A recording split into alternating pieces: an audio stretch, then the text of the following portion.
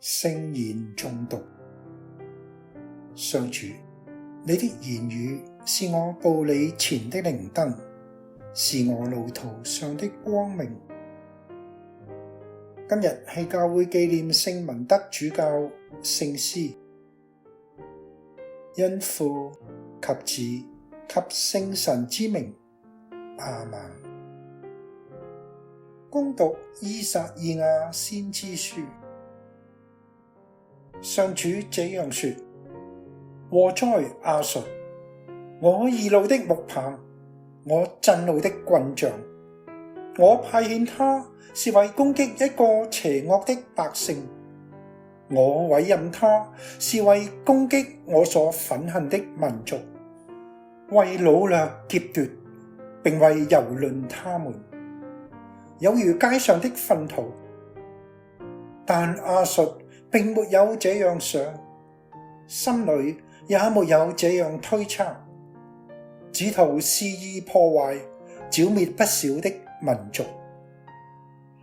當我主對熙雍山和耶路撒冷完成了他的一切工作時，必要懲罰心高氣傲的亞述王，因為亞述王曾說過：我完成了這一切，全憑我的手和我的智慧，因為我是聰明的。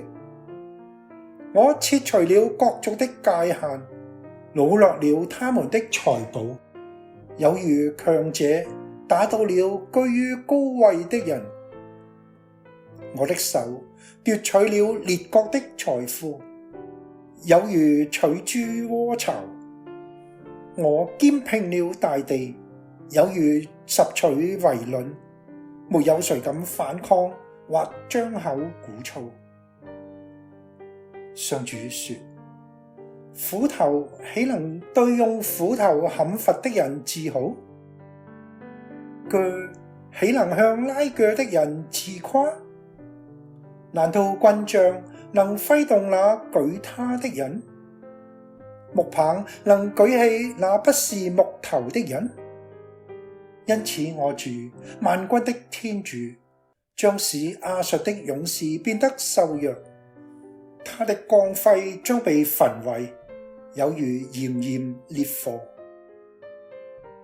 上主的話。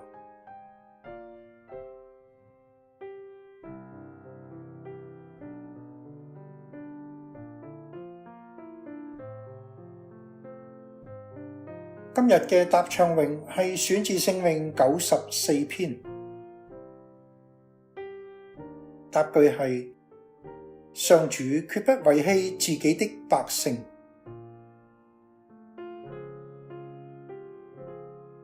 上主，惡人蹂躪你的百姓，他們磨難你的子民，屠殺寡婦與旅客，將孤兒置於死地。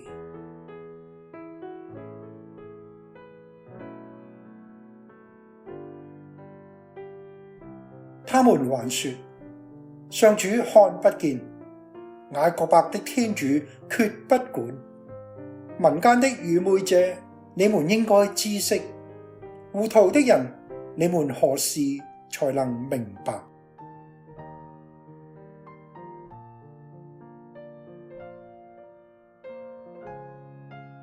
裝置耳朵的，難道自己聽不着？製造眼睛的，難道自己看不到？訓誡萬民者，難道自己不情志？教導人類者，難道自己無知識？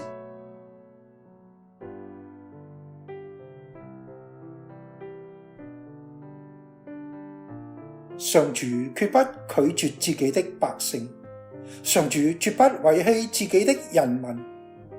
原來公理必歸正義的人士，心地正直的人必追求公理。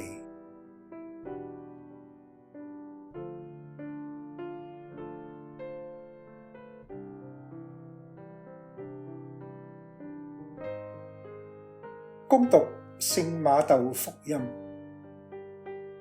那時候，耶穌發言說：父啊，天地的主宰，我稱謝你，因為你將這些事瞞住了智慧和明達的人，而啟示給小孩子。是的，父啊，你原來喜歡這樣。我父將一切交給了我，除了父外，沒有人認識子；除了子和子所願意啟示的人外，也沒有人認識父。上主的福音。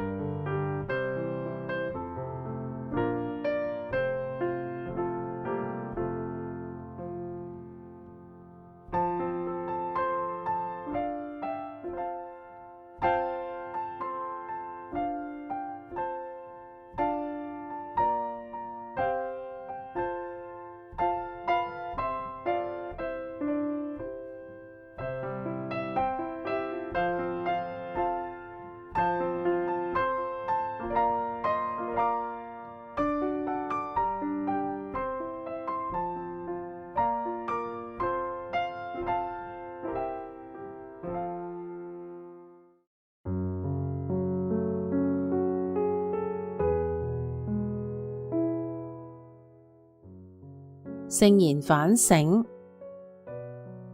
對聖史嚟講，世上嘅智慧匯集起嚟，喺基督嘅啟示之前，亦都只係草芥。保祿曾經話，天主嘅愚妄亦都比人明智。世人喜好倚仗、學識同埋謀略，以為嗰啲就係智慧之巔，就係天國，係耶穌嘅宣講唔能夠比擬嘅。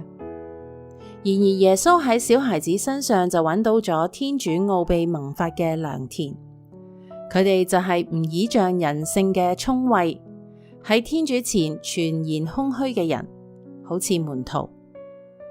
借用賈斯特頓嘅比喻，小孩子將自己嘅腦袋鑽進天國，悠遊其中，而自詡有智慧嘅人就幻想將天國擺入自己嘅小腦袋裏面。於是佢哋要就係自戀，要就係瘋咗。小孩子鬆容接受一切，自傲者妄圖駕馭一切。沉重易得，輕盈難求。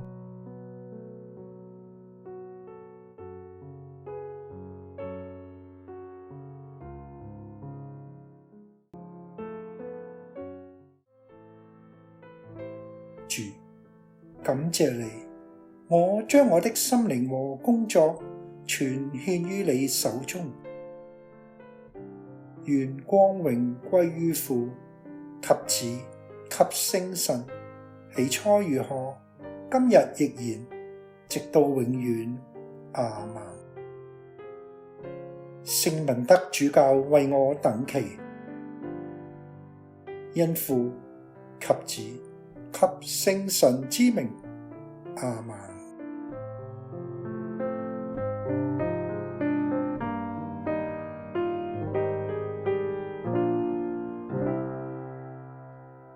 每日聖言由生命恩泉製作，樂人出版社提供反省資料。